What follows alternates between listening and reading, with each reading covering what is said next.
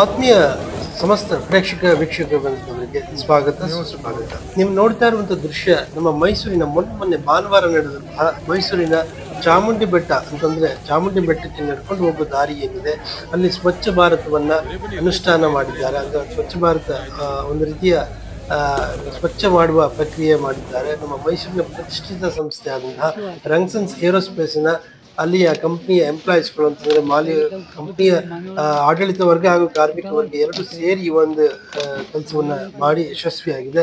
ಈ ಒಂದು ತಂಡವನ್ನ ಕಟ್ಟಿಕೊಂಡು ತಂಡದ ಮುಖಾಂತರ ಈ ರೀತಿ ಮಾಡುವುದರಿಂದ ಆದಷ್ಟು ಮೈಸೂರು ಸ್ವಚ್ಛವಾಗಿರುತ್ತೆ. ಮೈಸೂರು ಆದಷ್ಟು ಸ್ವಚ್ಛ ನಗರಿ ಆಗ್ಬೇಕು ಅನ್ನೋದು ಎಲ್ಲರ ಪರಿಕಲ್ಪನೆ ಇರೋದು ನಮಗೆ ಒಂದು ರೀತಿಯ ಖುಷಿಯ ಸಂದರ್ಭ.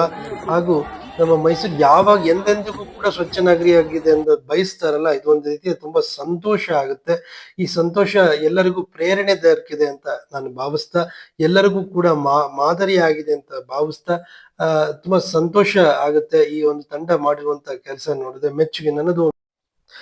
ಈ ತಂಡ ಮಾಡಿರುವಂತಹ ಸಾರ್ಥಕ ಕೆಲಸದಿಂದಾಗಿ ಎಲ್ಲರಿಗೂ ಕೂಡ ಮಾದರಿಯಾಗಿ ನಿಂತಿರುವುದು ಒಂದು ರೀತಿಯ ಸಂತೋಷದ ವಿಚಾರ.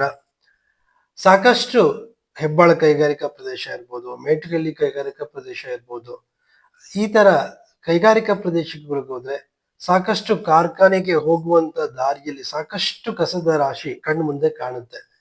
ಆ ಕಾರ್ಖಾನೆಯವರೇ, ಆ ಕಂಪನಿಯವರೇ ಕೂಡ ವಾಲಂಟರಿ ಆಗಿ ಈ ರೀತಿಯ ಅಲ್ಲಿ ಕೆಲಸ ಮಾಡುವ ತಂಡನೇ ಪ್ರತಿ 6 ತಿಂಗಳಿಗೊಮ್ಮೆನಾದ್ರೂ ಈ ರೀತಿಯ ಒಂದು ಸ್ವಯಂ ಪ್ರೇರಿತವಾಗಿ ಕೆಲಸ ಹಮ್ಮಿಕೊಂಡ್ರೆ ನಮ್ಮ ಆಡಳಿತ ಮಾಡುವಂತಹ ಅಧಿಕಾರಿಗಳಿಗೆ ಮತ್ತು ಆಡಳಿತ ಮಾಡುವಂತಹ ಸರ್ಕಾರಕ್ಕೆ ಈ ರೀತಿ ಮಾಡೋದ್ರಿಂದ ಬಿಸಿ ಮುಟ್ಟಿಸಬಹುದು ಅಂತ ಅನ್ಸುತ್ತೆ. ಒಂದು ರೀತಿ ಜಾಗೃತೆ ಮೂಡಿಸ್ಬೋದು, ಅವರಲ್ಲಿ ಬೆಂಕಿ ತಂದಿಡ್ಬೋದು ಅಂತ ನಾನು ಖುಷಿ ಪಡ್ತಾ ಈ ಒಂದು ಕೆಲಸವನ್ನ ತುಂಬಾ ಮೆಚ್ಚಿ